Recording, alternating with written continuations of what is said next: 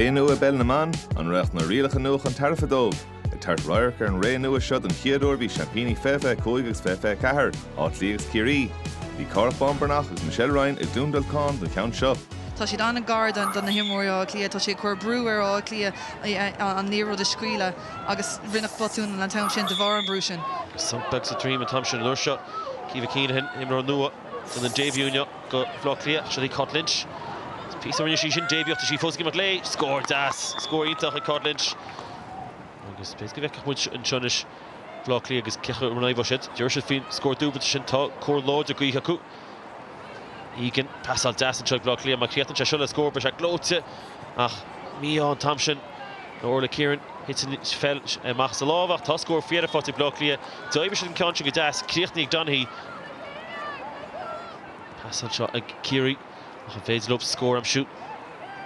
Ó sé fós a gimach lé.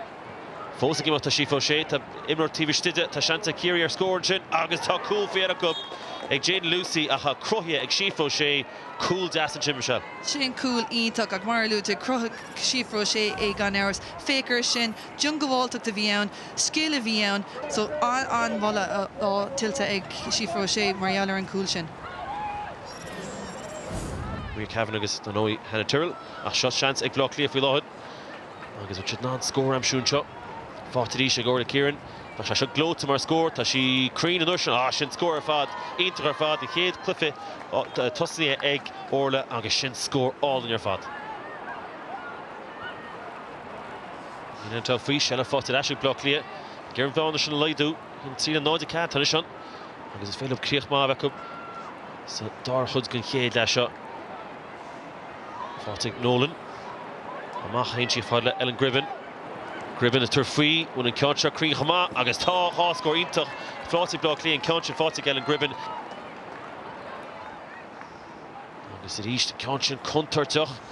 Níomh chur agus níomh Crowley.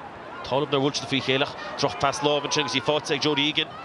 Egan a casa ó na fórne cho scór. Tá se trasnan.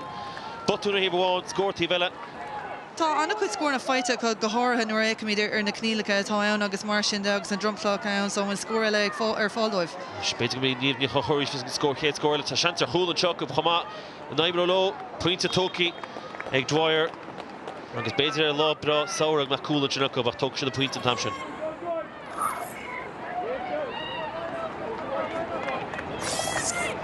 Agus Ciarraí am Shelleve agus Mononsi agus sí Mary O'Connell. Pass tuí aice. Agus í fáte tam seo ag Dwyer. Connelly mí isteach an dro chúil tá seanta seo ag Ciarraí. Téad se cúlú scór am siú fáte leis O'Connell. Cúil ítach ag Mary O'Connell sí hosa thug bhlá Cliath bhób 7 euros a híomháin agus díoc sé an tí bheile. Agus an fág éis an cúil sin an tábhachtach agus anna cliste fécar Mary ag dollarúthir. Tuigeann si go bhfuil cosantóirí teachtain a ró. Cá sí beagáín taobh hirirtí chun pas a hairt a Rachel Dwyer. Níor de titimach as lábha an dí bhlá Cliath ná sin burn. Fred go burn se fáte leis aice. Agus béidir go don sé agus contar bhaint leis seo go bhlá Cliath. Cá siad scór am siú lúna máilta dá leis seo.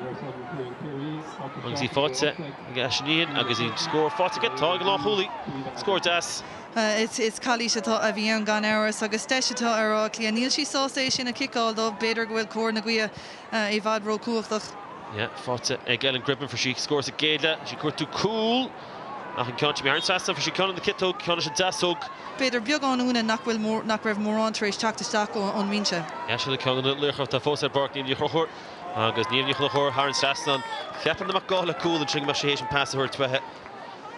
Agus tuigeann siad tóga se cleachta in na himróí seo ar fád ach an chéchlufe agus a grúte ag Ciarraí be siad an sástan seo. Yeah, no, I think we're adjusting well to the new rules. It's going to take a few games, obviously.